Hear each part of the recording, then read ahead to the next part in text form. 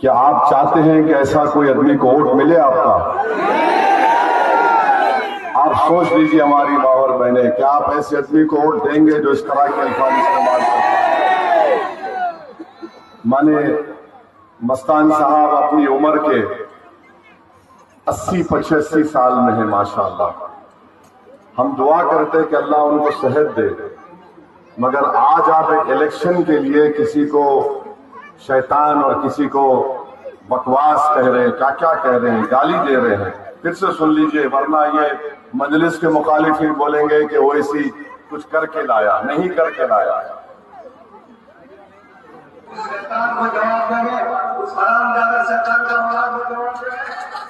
ये अगर मियार होगा, जिस शख्स को 30 साल का मौका मिला उसने उसको बर्बाद कर दिया, सीमांचल की तरक्की में कोई हिस्सा नहीं लिया, मंत्री बना, और एक शख्स 5 साल के लिए आपने अपना विधायक बनाया तो उसने कुछ करने की कोशिश की, वो काम करवाया भी है। और अख्तरुल ईमान खड़े होकर बोलते कि मैं 800 करोड़ का काम करवाया। हम पूछना चाहते मस्तान साहब से कि आपने क्या किया था, बताइए। आप सिर्फ गाली दे रहे हैं, आप सिर्फ गाली दे रहे हैं, और वो भी इस तरह की गंदी बात। तो मैं अमूर की जनता से अपील कर रहा हूं कि क्या गाली देने वाला, लड़ाने वाला सीमांचल के गरीबों से इंसाफ कर पाएगा? क्या सीमांचल की पसमानदगी को दूर कर पाएगा? मेरे भाई, 11 तारीख के दिन मेरी इज्जतदार माँ और बहनों, आपको अज़बियत से ऊपर उठकर और एक शीशा पिलाई हुई दीवार की तरह मुत्तहद होकर सीमांचल के इंसाफ के लिए, सीमांचल की मजबूती के लिए, सीमांचल के विकास के लिए आपको पतंग छाप को वोट देना है इंशाअल्लाह।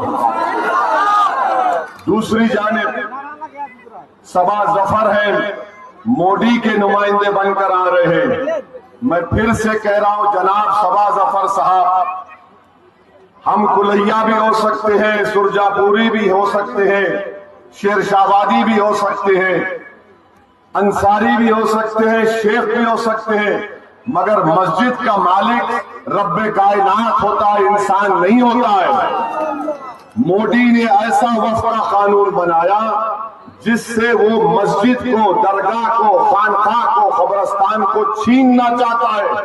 मैं सबा जफर साहब, अगर आप में अगर कोई मिली हमियत होगी तो खोलो, जबान खोलकर बताओ अमूर की जनता को कि कैसे तुम्हारा नीतीश कुमार और तुम्हारा नरेंद्र मोदी, जिसके सामने तुम गर्दन झुका देते हो, जिसकी आंख में आंख मिलाने से तुम पर हिम्मत नहीं है, तुम्हारी जबान नहीं खुलती उनके सामने, तुम्हारे दिल की धड़कनें कम हो जाती है मोदी को देखकर।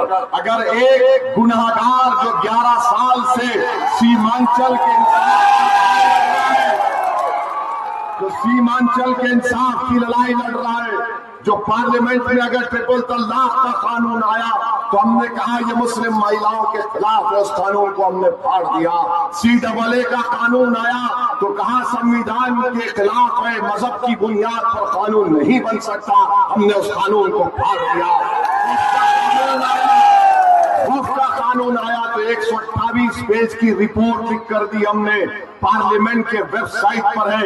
एक एक तरमीम को हमने आइन का हवाला, संविधान का हवाला देकर मोदी को झूठा साबित किया, और दुनिया ने देख लिया कि भारत की पार्लियामेंट में अगर एक था ओवैसी, मगर तुम्हारा दुआओं से हमने, अल्लाह का करम हुआ, हमने सबके सामने, मोदी के MP के सामने, नीतीश के सांसद के सामने, राजद और कांग्रेस के MPs के सामने, 540 के आह्वान में, जिसको आज लोग गाली देते हैं, जिसको आज लोग क्या क्या कहते हैं, अरे जितना बोलना है बोलो, मगर एक तागूत के सामने, वजीर आजम के सामने अगर किसी ने उठकर कहा ये वक्फ का कानून मस्जिद को छीनने का कानून है, ये संविधान के खिलाफ है, मोदी में इसको फाड़ता और पार्लियामेंट के फर्श पर फेंक दिया। बताओ सबा जफर साहब, आप कुछ कर पाएंगे? सुभान साहब बोलते हैं कुलैया जीत जाएगा, सुरजापुरी को कामयाब करो। सबा जफर साहब बोलते सुरजापुरी जीत जाएगा,